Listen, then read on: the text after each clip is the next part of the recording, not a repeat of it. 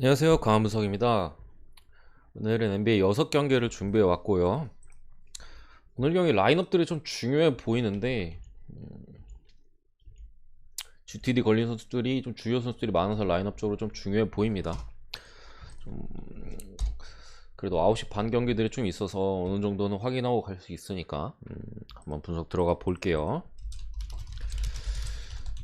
마이애미 대 워싱턴 경기인데 일단 상당히 좀 어려운 경기인데 워싱턴 같은 경우는 더 빠졌어요. 지금 몬트레즈 헤럴까지 빠져 있고 뭐 에런 헐러데이 하치무라도 뭐 나올 것 같더니 못 나오고 상당히 많은 선수들이 지금 롤플레이어들이 많이 빠져 있기 때문에 그나마 이제 브래들리 빌이 GTD에 걸려 있긴 해요. 뭐 아무튼 좀 어려운 상황이고 마이애미 역시도 지금 마찬가지예요. 뱀 아데바요 이어서 데드먼까지 지금 아웃됐기 때문에 새로운 센터가 이제 또 선발 라인업에 자리했고 카일 라우리가 또 빠졌어요.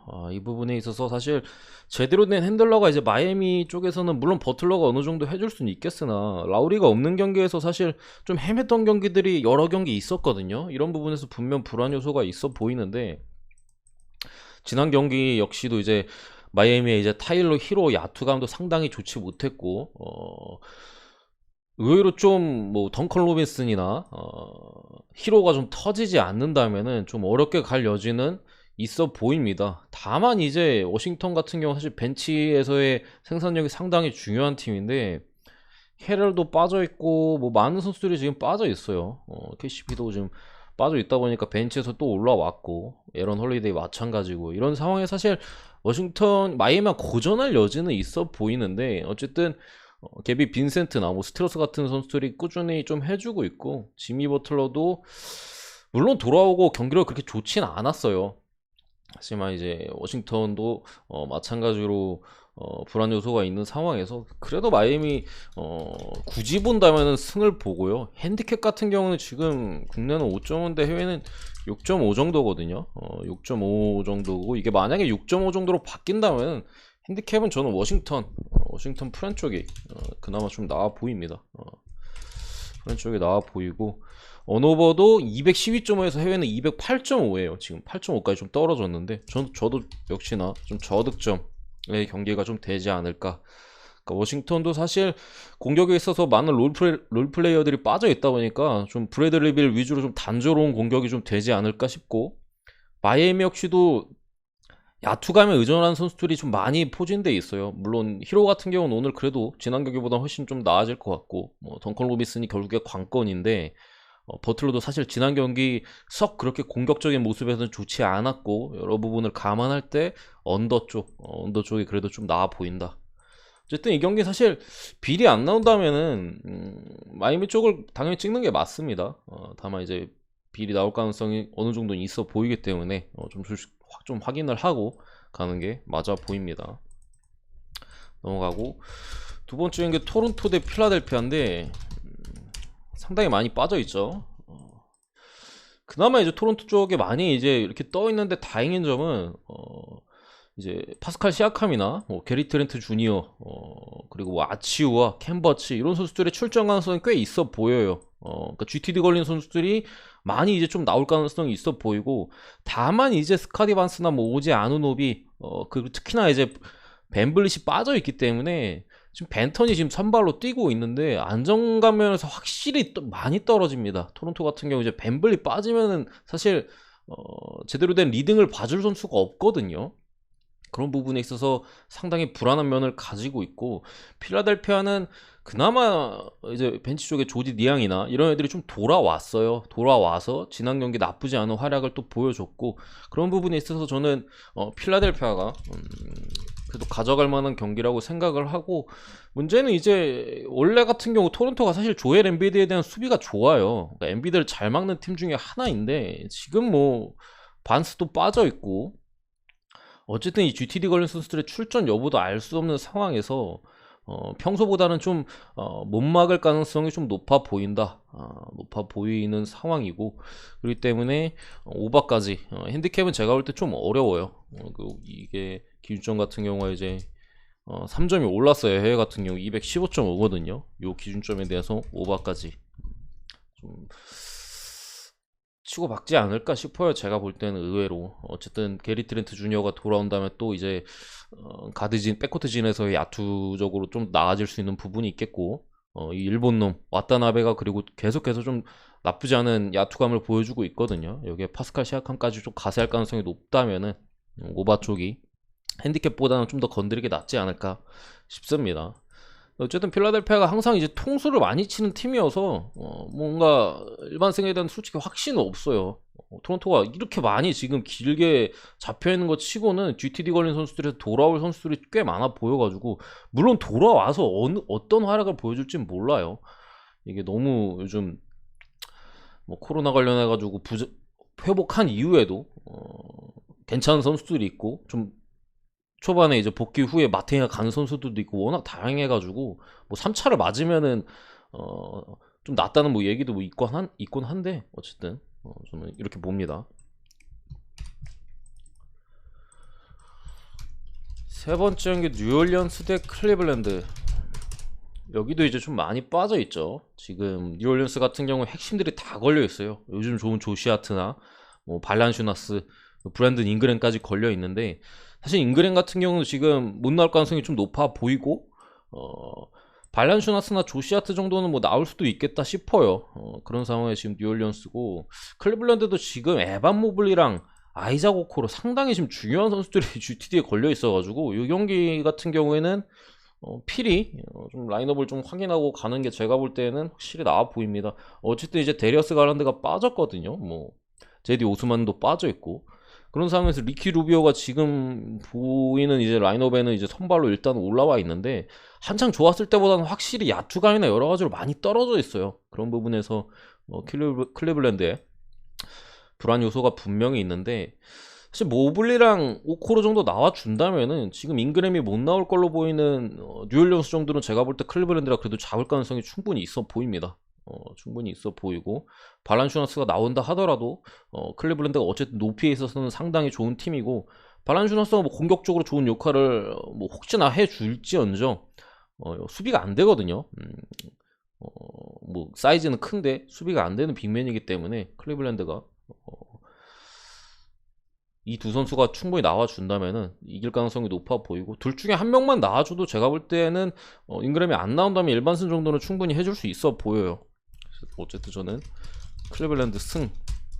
그리고 이게 핸디캡 같은 경우가 이제 해외 같은 경우가 조금 떨어졌어요. 그러니까 4.5에서 3.5까지 좀 떨어졌는데, 어쨌든 클리블랜드 마헨까지 보고 좀 넘어가도록 할게요. 언어반은 조금 어렵다.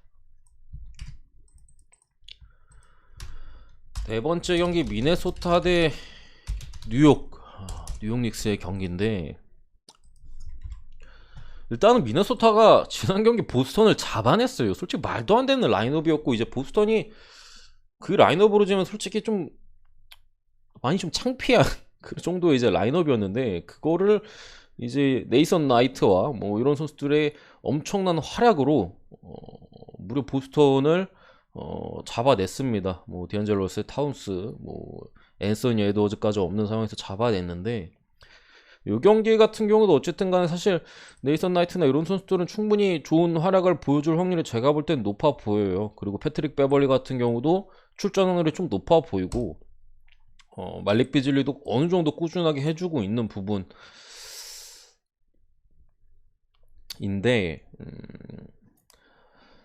뉴욕도 사실 일단 수비적으로는 크게 좋진 않은데, 어쨌든 캔버 워커를 다시금 쓰면서 그래도 조금은 안정된 경기가 나오고 있거든요. 그 전보다는. 사실 워커도 뭐 지금 뉴올리언스에 딱 맞는 조각은 아닌데 확실히 뛰는 게 좀 나아 보이고, 그래도 줄리어스 랜들이나 뭐 같은 선수들이 그래도 계속해서 그래도 20득점 이상을 꾸준히 해주고 있고, 뭐 포니에 같은 경우가 기복이 있는 부분이 상당히 아쉽긴 한데, 이 경기는 그래도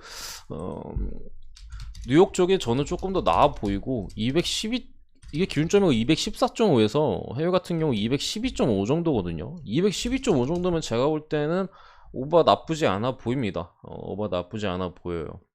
미네소타도 주전들이 확실한 주전들이 빠진 상황에서 여러 선수들이 힘을 내주고 있고, 뭐 베벌리가 돌아온다고는 하나 벤더빌트 같은 수비가 좋은 선수들이 빠져 있기 때문에 베벌리 혼자서 어떻게 수비적으로 할 수 있는 부분이 아니라고 생각을 해요. 그래서 실점을 많이 할 가능성이 높아 보이고, 뉴욕 같은 경우도 지금 뭐 노엘도 빠져 있고 한 상황에서 캔바를 또 최근에 중용하고 있잖아요. 뭐 미첼 로빈슨이 노엘보다 수비가 확실히 떨어지는 부분이 있고, 이런 상황에서 미네소타 역시도 꽤 많은 득점을 가져갈 확률이 높다. 기준점이 낮기 때문에 오바 쪽으로 건드는 게 좀 나아 보입니다.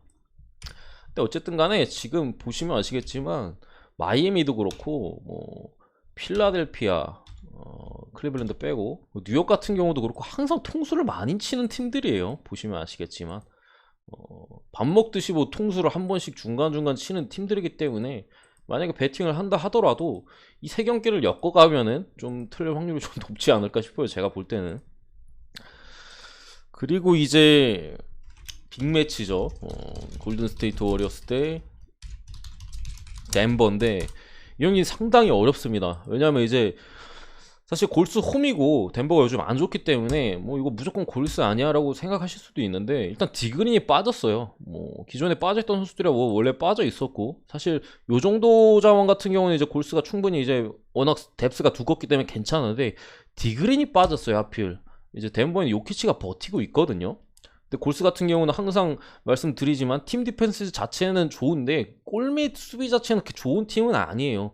그걸 이제 팀 디펜스를 어느 정도 극복을 하고 있는데, 그 중심이 선수였던 디그린이 빠져 있고, 어쨌든 디그린이 이제 수비적으로도 좋은 모습을 보여주지만 커리와의 호흡, 그러니까 리딩적인 부분에서도 상당히 좋은 모습을 보여주고 있단 말이에요. 그러니까 디그린이 그 상황에서 빠진 부분이 상당히 아쉽고, 물론 이제 뭐 이거달라나 지금 GTD에 떠있긴 하지만 뭐 비엘리차 같은 선수들이 리딩적인 부분에서는 어느 정도 이제 디그린의 역할을 해줄 수는 있는데, 확실히 이제 디그린이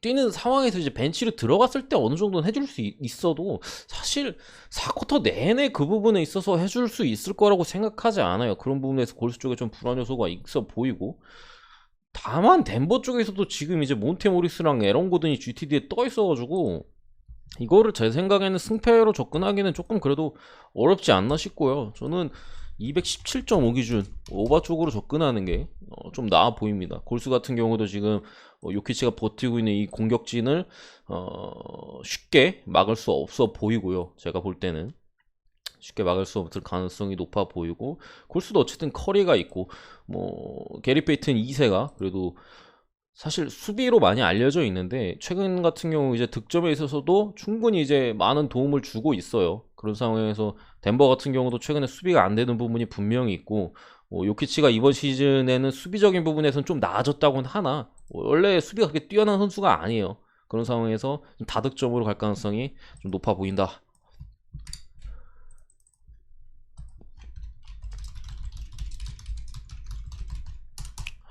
세크라멘토는 사실 지금 팀이 아니에요. 거의 뭐 나팀, 그러니까 팀이 아닌데, 사실 OKC가 좀만 더 라인업적으로 괜찮았으면 그냥 아예 그냥 대놓고 역배를 보고 좀 괜찮아 보이는 사이즈를 봤을 텐데, 이 경기 같은 경우는 일단은 뭐 최근에 이제 스가랑 호흡이 좋았던 조시 기디가 좀 빠져 있고, 뭐 벤치 쪽에 베이즐리, 뭐 포코체스키랑 뭐 로빈슨 얼까지 지금 빠져 있는 상황이라 조금은 뎁스적인 부분에서 옅어지긴 했는데, 이 에런 위긴스라는 새로운 이 자원이 지난 경기에서 또 좋은 모습을 보여줬고, 어쨌든 OKC의 코어인 이제 돌트랑 이제 스가는 그래도 계속 가져가는 부분이 있거든요.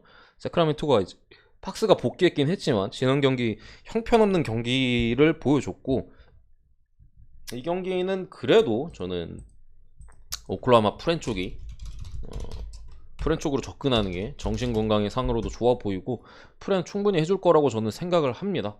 지금 세크라멘토는 제가 볼 때는 당분간 좀 시간이 필요해 보여요. 중간에 뭐 감독 교체도 하고 했는데 여전히 코로나 관련해서 타격도 계속 있었고, 물론 이제 좀 복귀를 하긴 했는데 당분간 좀 시간이 필요하지 않을까라는 게 제 생각입니다. 어쨌든 간에 제 6경기 분석은 여기까지고요. 제가 분석하지 않은 경기는 다 프렌 쪽을 봅니다. 뭐 휴스턴 경기도 그렇고 아니면 이제 미러키 올랜도 경기도 그렇고 대체로 이제 프렌 쪽을 봅니다. 미러키 같은 경우 기준점이 너무 높고 뭐 레이커스는 요즘 좀 마탱이 같고요. 어쨌든 간에 6경기 분석은 여기서 마치겠고요. 구독과 좋아요 한 번씩 부탁드리고 좋은 결과 있으시길 바랍니다. 감사합니다.